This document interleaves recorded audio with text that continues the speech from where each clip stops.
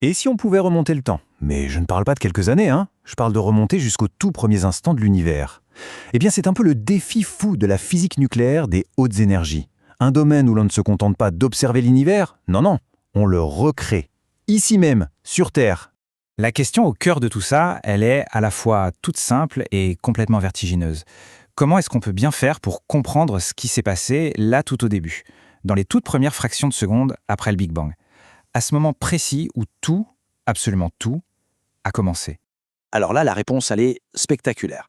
Pour aller voir ce qui s'est passé au début de l'univers, on ne se contente pas de regarder à travers un télescope. Non, on va carrément provoquer des sortes de mini Big Bangs. Oui, oui, ici, sur notre planète. Allez, voyons un peu comment c'est possible. Alors, le but du jeu, c'est quoi exactement? Eh bien, l'objectif, c'est de réussir à produire un état de la matière qui n'a existé que pendant un instant, mais alors un tout petit instant, juste après le Big Bang. C'est un peu comme faire un voyage dans le temps, mais à une échelle microscopique, subatomique même. Ce qu'on cherche à créer, ça porte un nom un peu barbare. Le plasma quarks gluon. Pour faire simple, imaginez une sorte de soupe, une soupe primordiale, hyper chaude, hyper dense. Dedans, les briques de base de la matière, les fameux quarks et gluons, ne sont pas encore collées ensemble pour faire des protons ou des neutrons. Non, là, elles flottent, elles se baladent librement. Exactement comme c'était le cas tout au début de l'univers. Donc, pour y arriver, le principe est simple. Il faut casser la matière qu'on connaît. Comment? En provoquant des collisions d'une violence inouïe. Le but, c'est de libérer ces quarks et ces gluons de leur prison, c'est-à-dire les protons et les neutrons, pour pouvoir enfin observer cet état primordial. Même si ça ne dure qu'une toute petite fraction de seconde. Bon, évidemment, pour arriver à de tels extrêmes, il faut des machines, absolument gigantesques. Des instruments capables de générer des énergies qui dépassent l'entendement. On les appelle des collisionneurs, ou pour faire un peu plus simple, des broyeurs d'atomes. Et alors, où est-ce qu'on trouve ces machines de folie? Eh bien, il y a principalement 2 grands endroits dans le monde pour cette recherche. D'un côté, on a le HARAC aux États-Unis, à Brookhaven. Là-bas, ils font entrer en collision des ions d'or. Et de l'autre, bien sûr, il y a le fameux LHC, au CERN, à la frontière franco-suisse, où l'on utilise des ions de plomb. Et la vitesse à laquelle on propulse tout ça, c'est juste stupéfiant. On parle de 99,9% de la vitesse de la lumière. C'est quasiment la limite absolue. À cette vitesse, ces ions deviennent incroyablement lourds, chargés d'une énergie colossale, une énergie qui n'attend qu'à être libérée au moment du choc. Et forcément, quand la collision a lieu, la température explose littéralement. Le record qui a été atteint au CERN est de 5,5 billions de degrés Kelvin. Pour que ce soit clair, c'est la température la plus chaude jamais créée par l'être humain. Jamais. Mais 5,5 billions de degrés, ça représente quoi au juste? Pour se faire une idée, regardons un peu cette comparaison. Le centre de notre Soleil, à côté, c'est un glaçon. Oui, un glaçon. Le plasma qu'on arrive à créer est plus de 100 000 fois plus chaud. Ce n'est pas juste très chaud, c'est un autre monde. On recrée vraiment les conditions du tout début de l'univers. D'accord, c'est incroyable de créer ça. Mais la vraie question, c'est comment on fait pour observer un truc aussi petit et qui dure aussi peu de temps? Pour comprendre ça, on va s'intéresser à une expérience en particulier qui s'appelle BRAMS, au RHI. On peut voir ça un peu comme l'appareil photo ultra perfectionné de ce mini Big Bang. Voilà à quoi ça ressemble. Un morceau de Brahms. On voit bien que ce n'est pas un petit appareil photo de poche. C'est un assemblage monstrueux d'aimants, de détecteurs, tout un système conçu pour prendre en photo les milliers de particules qui sont éjectées après la collision. Et il doit le faire avec une précision et une vitesse absolument folles.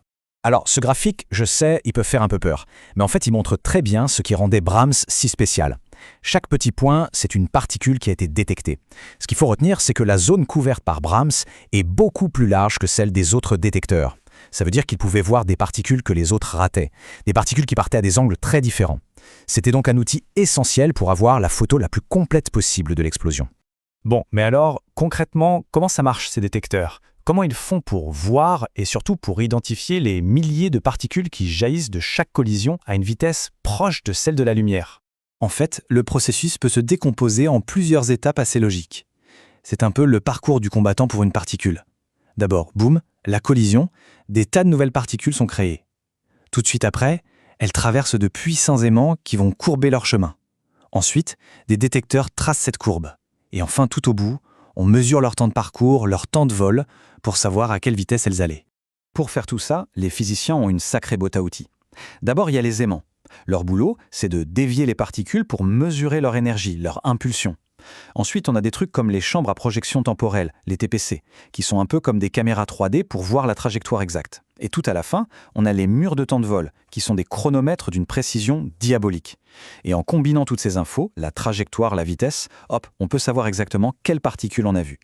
Bon, après des décennies de recherche, après avoir construit ces machines absolument incroyables, quel est le bilan? Qu'est-ce qu'on a appris en créant la chose la plus chaude sur Terre? Eh bien, les réponses ont été plutôt surprenantes. Eh bien, la première chose et la plus importante, c'est un succès! On a bien réussi à créer ce fameux plasma quarks-gluon, cette soupe primordiale. Mais la grosse surprise, c'est que ce plasma, il ne se comporte pas du tout comme un gaz, comme tout le monde le pensait. Non, il se comporte comme un liquide. Et pas n'importe quel liquide, un liquide parfait, super fluide, presque sans aucune résistance. Cette citation, elle résume l'exploit à la perfection. On arrive à reproduire les conditions de l'univers telles qu'elles étaient seulement quelques microsecondes après le Big Bang. C'est un moment où la matière n'était même pas encore assemblée en atomes. C'est juste incroyable.